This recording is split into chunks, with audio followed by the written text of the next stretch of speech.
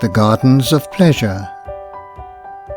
She walked upon the beds, and the sweet, rich scent arose, and she gathered her hands full of flowers.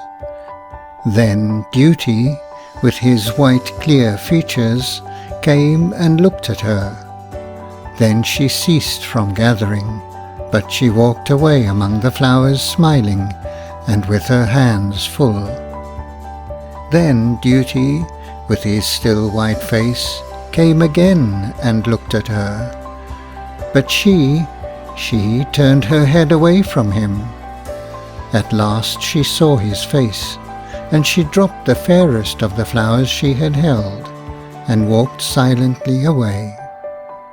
Then again he came to her, and she moaned, and bent her head low, and turned to the gate. But as she went out she looked back at the sunlight on the faces of the flowers, and wept in anguish. Then she went out, and it shut behind her forever. But still in her hand she held of the buds she had gathered, and the scent was very sweet in the lonely desert. But he followed her. Once more he stood before her with his still, white, death-like face, and she knew what he had come for. She unbent the fingers and let the flowers drop out, the flowers she had loved so, and walked on without them, with dry, aching eyes. Then for the last time he came, and she showed him her empty hands, the hands that held nothing now, but still he looked.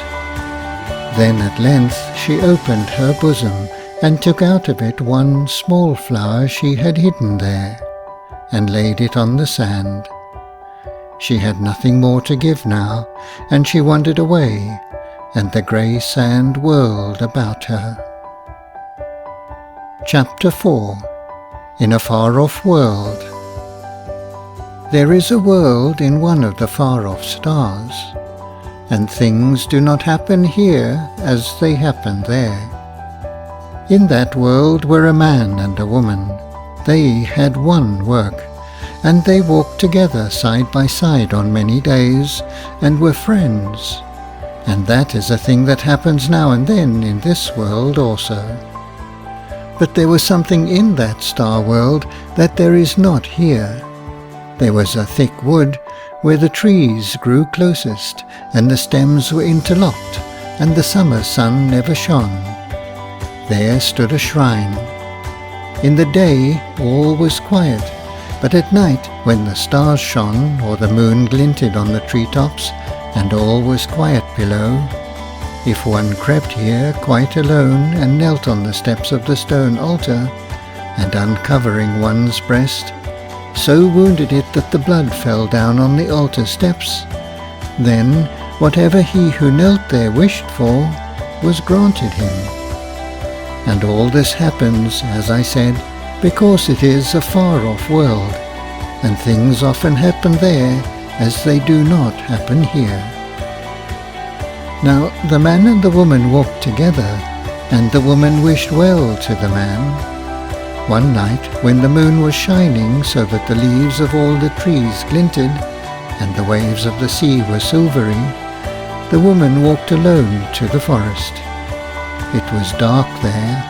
The moonlight fell only in little flecks on the dead leaves under her feet, and the branches were knotted tight overhead. Farther in, it got darker. Not even a fleck of moonlight shone.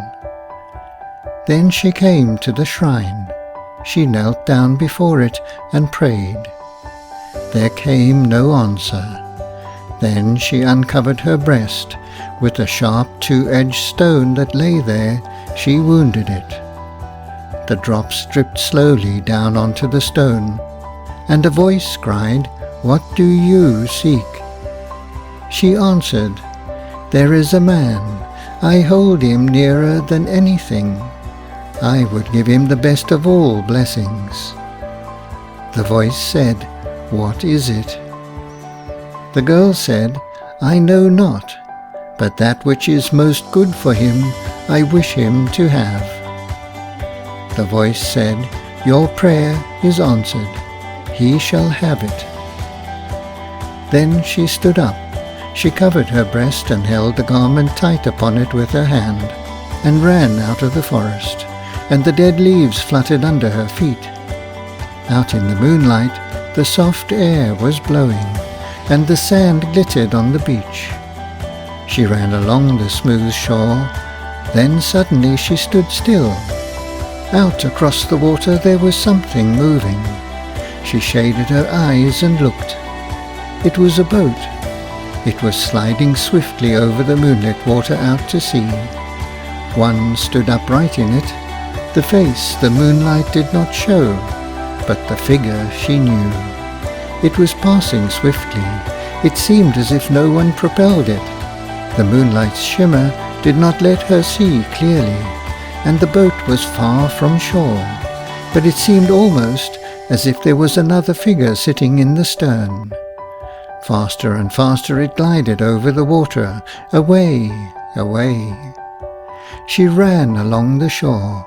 She came no nearer it.